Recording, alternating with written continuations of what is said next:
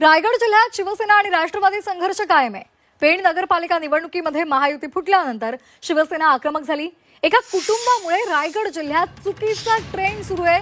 आमदार महेंद्र दळवी यांनी सुनील तटकरे यांच्यावर घणाघात केलाय। राजकारणात उलटफेर झाल्यास आम्हाला दोष देऊ नका असंही त्यांनी राष्ट्रवादीला इशारा देताना म्हटलंय।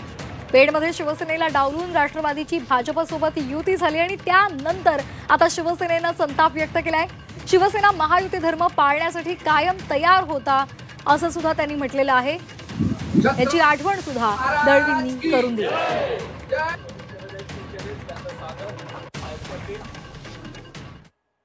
एकंदर बदलत्या राजकारणामध्ये जर काय उलटफेर झालं तर त्याने आमचा दोष देऊ नये। आम्ही महायुती धर्म पाळण्यासाठी निश्चित तयार आहोत।